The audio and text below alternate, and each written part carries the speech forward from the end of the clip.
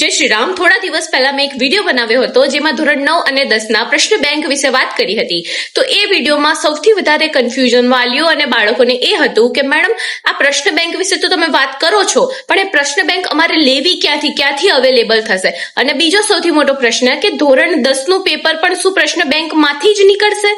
આ બે પ્રશ્નનો જવાબ આપતા પહેલા હું ફરીથી ક્લેરિફિકેશન કરી દઉં કે બાળક સીધું ધોરણ 10 ની પરીક્ષા આપતા એટલે બોર્ડની પરીક્ષા આપતા ગભરાય છે, એમને બીક લાગતી હોય છે. તેથી આ ચેન્જ લાવવામાં આવ્યો છે કે ધોરણ 9 અને 10 ની જે પ્રી ટેસ્ટ હોય છે, જે કસોટીઓ હોય છે, એકમ કસોટી, દ્વિતીય કસોટી હોય છે, એનું પેપર ક્વેશ્ચન બેંકમાંથી નીકળશે, એટલે પ્રશ્ન બેંકમાંથી નીકળશે. હવે આ પરીક્ષા ક્યારે લેવાશે એની ડેટ મેં અગાઉના વિડીયોમાં જણાવી દીધી હતી.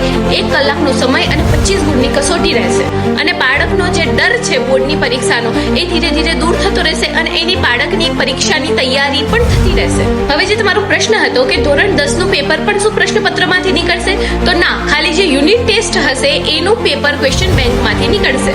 વાલીઓ અને બાળકોનો બીજો પ્રશ્ન કે પ્રશ્ન બેંકમાંથી તો પેપર નીકળશે, પણ આ પ્રશ્ન બેંક છે એ લેવી ક્યાંથી? તો એ તમારા બાળકને સ્કૂલમાંથી જ પ્રોવાઈડ કરશે, સ્કૂલમાંથી જ એમને આપવામાં આવશે. આઈ હોપ સો હવે તમારા ડાઉટ ક્લિયર થઈ ગયા હશે.